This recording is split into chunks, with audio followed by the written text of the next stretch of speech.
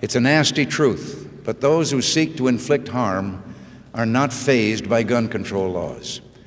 I happen to know this from personal experience.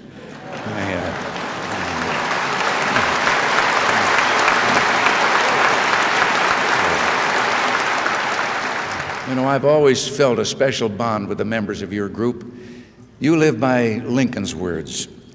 Important principles may and must be inflexible.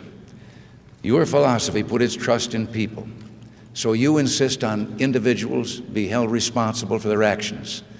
The NRA believes that America's laws were made to be obeyed and that our constitutional liberties are just as important today as 200 years ago.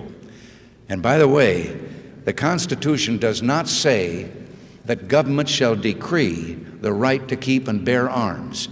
The Constitution says the right of the people to keep and bear arms shall not be infringed. The next time you hear a politician call for common sense gun control, listen for the details. You are likely to be treated to a torrent of platitudes about assault weapons, gun show sales, and other half measures.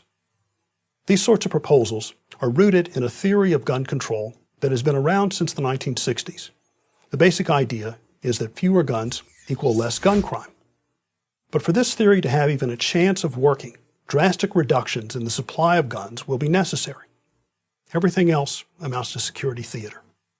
The late Senator Howard Metzenbaum, a strong gun control advocate, explained it this way: if you don't ban all guns, you might as well ban none of them. But few, if any, politicians who call for common sense gun control have the courage to propose this. Even putting aside the issue of the Second Amendment to the Constitution, which affirms the right to keep and bear arms, a gun ban has no broad popular support. Never mind the conservative states. Handgun ban referendums failed by large margins in two of our most liberal states, Massachusetts in 1976 and California in 1982. No serious attempts have been made since then. Recently, Australia's gun control efforts have gained new prominence as a possible model for the United States to follow. Let's take a closer look at Australia.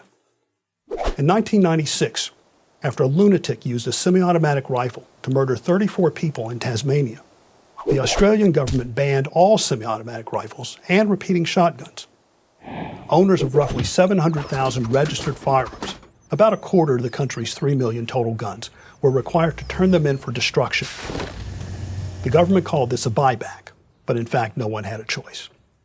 As my research shows, this model will not work in the United States for the simple reason that the U.S. has roughly 325 million guns. This is orders of magnitude more than any other country.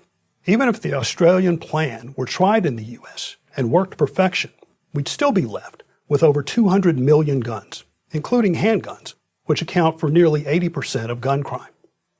But gun confiscation has never worked to perfection, and sometimes threatens to make things worse.